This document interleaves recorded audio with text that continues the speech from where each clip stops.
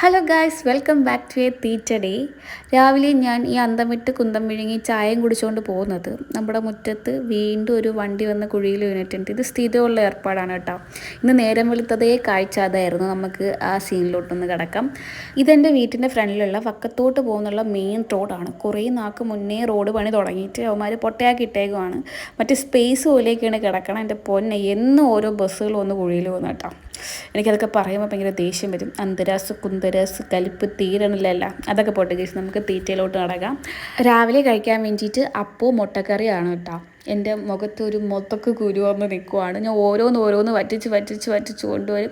പിന്നെ ഇങ്ങനെ വന്നുകൊണ്ടിരിക്കും ഗൈസ്. എനിക്ക് ഇന്ന് ഫുൾ കലിപ്പ് മോഡായിരുന്നു. പിന്നെ ഉച്ചയ്ക്ക് കഴിക്കാൻ വേണ്ടിയിട്ട് നല്ല തേങ്ങ അരച്ച് വെച്ച കൊഞ്ചേറി ഉണ്ടായിരുന്നു കേട്ടോ. ചോറിൻ്റെ കൂടെ കൊഞ്ചേറിയും മീൻ പൊരിച്ചതും വെണ്ടയ്ക്ക മെഴുക്കുമരട്ടിയും പിന്നെ ഒരു കരിഞ്ഞ തോരനുമാണ്. കരിഞ്ഞ തോരൻ മുട്ടക്കോസ് തോരനാണ്. ഞാൻ പ്ലേറ്റിൽ വെച്ചെങ്കിലും ടേസ്റ്റ് ഇഷ്ടപ്പെടാതെ ഞാൻ അമ്മയ്ക്ക് തന്നെ കൊടുത്തു. അമ്മ അത് അടുപ്പിൽ വെച്ചിട്ട് വേറെന്തോ പണിക്ക് പോയി മറന്നുപോയി ഗൈസ്. അങ്ങനെയാണത് കരിഞ്ഞ് പോയെന്ന് അമ്മ പറഞ്ഞു. എനിക്കിതിലൊന്നും ഒരു പങ്കുമില്ല. പിന്നെ നെല്ലിക്ക അച്ചാറുണ്ട് കേട്ടോ. എനിക്കിവിടെ അച്ചാറൊക്കെ ഭയങ്കര റേഷനാണ്. അതുകൊണ്ട് നമ്മളിങ്ങനെ കുറച്ചെടുത്ത് നമുക്ക് ആ ടേസ്റ്റിന് വേണ്ടി മാത്രമേ കഴിക്കാൻ തരത്തുള്ളൂ.